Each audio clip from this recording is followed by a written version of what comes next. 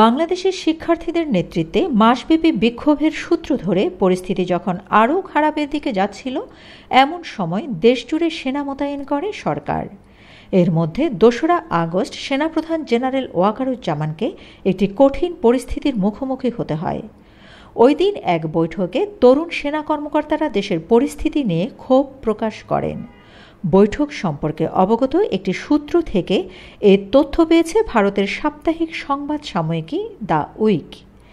গত ১৭ই August Bangladesh army chief Wakeruzzaman faced junior officers IRE in meet before Hasina's ouster শিরোনামে প্রকাশিত ওই প্রতিবেদনে বলা হয়, ২রা আগস্ট ঢাকা সেনানিবাসে বাংলাদেশের চলমান পরিস্থিতি নিয়ে কর্মকর্তাদের সঙ্গে মত বিনিময়ের জন্য সেনাপ্রধান বৈঠকটি ডেকেছিলেন।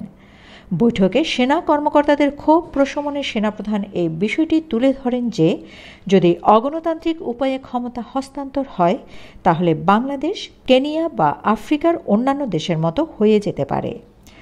কর্মকর্তাদের সংযত থাকার পরামর্শ দিয়ে সেনাপ্রধান বলেন, আমাদের দেশে ১৯৭০ সালের পর এমন গণবিক্ষোভ আর কখনো হয়নি, তাই এটি একটি ব্যতিক্রম ঘটনা। আমাদের সবাইকে ধৈর্য ধরতে হবে। তরুণ সেনা কর্মকর্তাদের ক্ষোভ প্রকাশের মধ্য দিয়ে বৈঠকটি শেষ হয়। এর ৩ দিন পর ৫ই আগস্ট শেখ হাসিনা একটি সামরিক হেলিকপ্টারে চড়তে বাধ্য হন, যেটা তাকে ভারতীয় সীমান্ত পেরিয়ে আগরতলায় নিয়ে যায়। সেখানে বাংলাদেশ বিমান বাহিনীর একটি C-130 পরিবহন উড়োজাহাজ অপেক্ষমান ছিল। সেই বিমান শেখ হাসিনাকে দিল্লির উপকণ্ঠের হিন্দন বিমান ঘাঁটিতে নিয়ে যায়। এ সময় সেনাপ্রধান জেনারেল ওয়াকারুজ্জামানের অবস্থা ছিল অস্বস্তিকর, কারণ তাকে শেখ হাসিনা নিয়োগ দিয়েছিলেন। তাছাড়া বৈবাহিক সূত্রে তিনি শেখ হাসিনার আত্মীয়। বিষয়টি সম্ভবত তাকে অস্থিতিশীল পরিস্থিতি সম্পর্কে আরও সতর্ক করে তুলেছিল। বিশৃঙ্খলার মধ্যে অপরাধমূলক কর্মকাণ্ড মোকাবিলা ও স্বাভাবিক অবস্থা ফিরিয়ে আনতে সেনা মোতায়েনকে যৌক্তিক হিসেবে তুলে ধরতে সেনাপ্রধান বলেছিলেন, বাংলাদেশ সেনাবাহিনী ভালোভাবে দায়িত্ব পালন করেছে।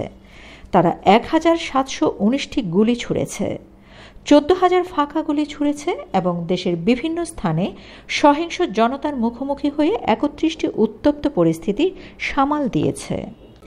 দ্য উইকের senior special correspondent Sanjib Kumar Barua ২,৪১৫ শব্দের বিশাল প্রতিবেদনে উল্লেখ করেছেন, মতবিনিময় বৈঠকে সেনাপ্রধানের পদক্ষেপের বৈধতা নিয়ে তদন্তের আহ্বান জানানো হয়। তরুণ মেজর মোহাম্মদ আলী হায়দার ভূঁইয়া সেনা মোতায়েনকালে সেনাবাহিনী যে ভূমিকা রেখেছে তার বৈধতা নিয়ে প্রশ্ন তোলেন। নিজের বক্তব্যের পক্ষে যুক্তি দিয়ে তিনি পবিত্র কোরআন থেকে উদ্ধৃত করেন, দমনপীড়নের বিরুদ্ধে আল্লাহর করুণা ভিক্ষা করেন এবং এতে যুক্ত না হওয়ার কথা বলেন। একজন কনিষ্ঠ কর্মকর্তার এই আচরণের পরিপ্রেক্ষিতে জেনারেল ওয়াকারুজ্জামান শুধু বলেন, আমিন। নারী কর্মকর্তা মেজর হাজেরা জাহান এই ঘটনায় শিশুদের প্রাণহানি ও এর ন্যায্য বিচার হওয়ার ওপর গুরুত্ব দেন।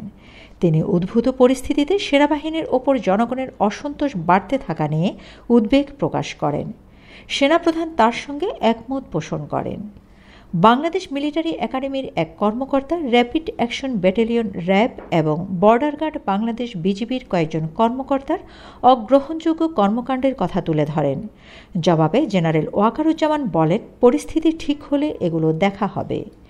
সেনাবাহিনীর ওপর জনগণের সমর্থন কমে যাওয়ার কথা তুলে ধরে সেনা সদস্যদের ব্যারাকে ফিরে নেওয়ার পরামর্শ দেন 5 এয়ার ডিফেন্স রেজিমেন্টের কমান্ডিং অফিসার লেফটেন্যান্ট কর্নেল মাহবুব।